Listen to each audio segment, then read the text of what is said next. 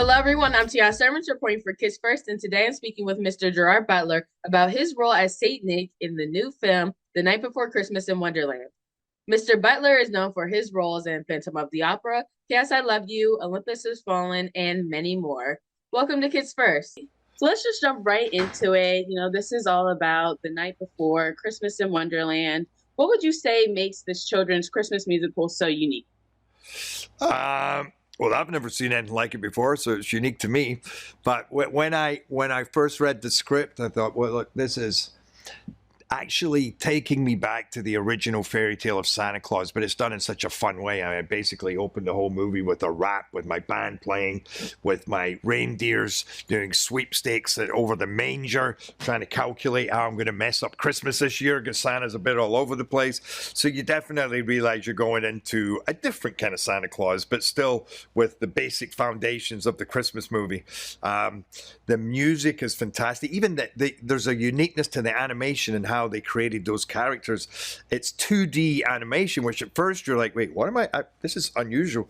And within a couple of minutes, you are just sucked into this world and you're going on a ride with these guys. You also find out this ain't going to be their typical Christmas. They're going to see Alice in Wonderland. They're going down the rabbit hole, despite the reindeer saying, we can't do that. We're going to get our heads chopped off. They're all crazy down there.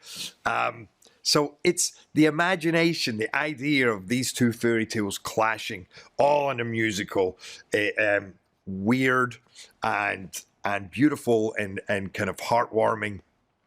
And it's it's not a movie that I've ever seen before, and I think it very much engenders the Christmas spirit and the idea of coming together and people being kind and thinking of other people. We live in this imperfect world, but we're all trying our best to show a bit of compassion, and to see also how that can travel out. That passes out. If you pass it on, then that's going to help others further down the road. Yeah, I definitely get that. I got a chance to screen the movie myself, and I definitely see how it's definitely unique. Love the message. I also do love the different aspects of music. As you said, it starts off right away with a very catchy, very great song that you performed amazingly in. So I definitely think this is a super unique musical. So how was the experience for you getting to work on it behind the scenes? The hard thing for this was making the movie happen because I was very, very busy and it didn't look like we were going to be able to work out the dates, but I couldn't let it go. There was something in it that grabbed me. And when that happens, I'll move mountains. I was literally saying, you don't have to pay me. I'll pay you guys just to wait for me. Please just don't. I want to play this role. It felt kind of like a destiny, even though it's a little animated movie, but I knew there was something in there. So behind the scenes, though, I have to say was the most fun. 5-6 days in a recording booth in this little studio with Peter Bainton, the wonderful, talented and sweet director who was we were two children together, and Camilla Deacon's the producer. It was just like a little family going, what can we create out of this gem of a script with this great music? And Guy Chambers was in there too, so it always felt like we already had something great, and how could we just put cherries on top and make it funnier, make it more emotional, make it more surprising, make it more weird, and make it more entrancing. That's always good, having a great behind the scenes experience. And I love especially what you said about you really wanted to do this, which comes across in the performance. Like I said, it's definitely a great production. I can't wait for people to see. While you were working on it, though, do you feel there were any Christmas memories that kind of came up for you? Well, yes, because part of the reason that I wanted to do it, because I have such fond memories of I come from a very large Catholic family. So when we had Christmas, we all got together. All the aunts, all the uncles, the brothers, the sisters, the cousins, the second cousins, and it was massive. And we would all watch movies. And even younger as a kid, those Christmas movies that would just, watching Santa, thinking about Santa, stuff that would just get you in the mood of the magic of Christmas.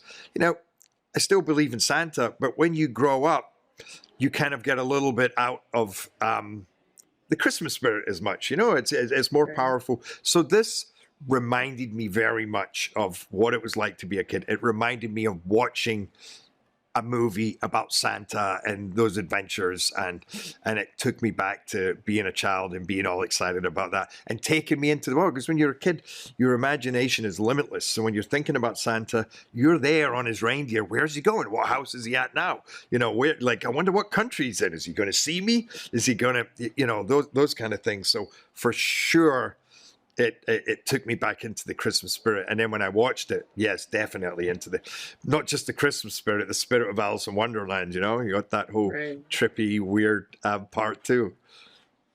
Well, I love that. It's very unique to see films that are directed towards kids where they're also able to grasp adults to have memories like that. Like, oh, I remember when I was young, and it's a very powerful aspect for a movie like this to have.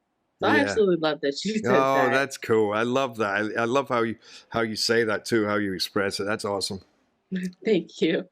And just lastly, in what ways do you feel The Night Before Christmas in Wonderland really represents the true meaning of Christmas? Well, I really think it does, because look, as adults, even as kids, a lot of effort has to go into Christmas. You know, behind the scenes, there's a lot of work, and there's a lot of commercialism in it now. But ultimately, it's for the right reasons. I mean, Christmas represents compassion, love, kindness, bringing people together and thinking of those less fortunate than ourselves, you know? And I think that that's what this whole movie is. You know, it's about a woman who's going through a hard time because she was abandoned and she's kind of traumatized from that.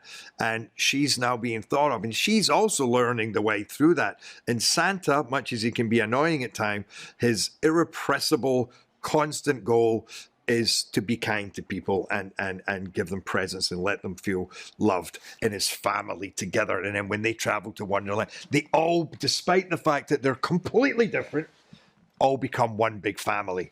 And that lesson, again, is about being kind. You be kind. She, you know, the Queen of Hearts doesn't even want her Christmas present at the end. She just, you know, she's gone past that. She realizes it's much more about your spirit. Presents are great, but more important than that is being kind and nice and showing love.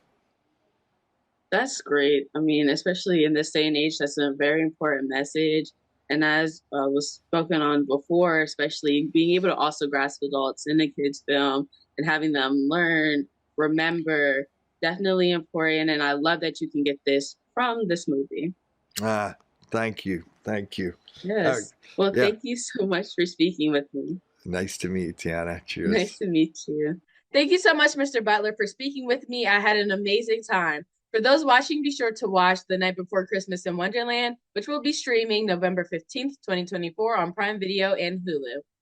That's all for this interview for Kids First. Make sure to like and subscribe to our channel so you don't miss any of our next reviews or interviews. Again, I'm Tiana Sermons. Thanks for tuning in. Bye.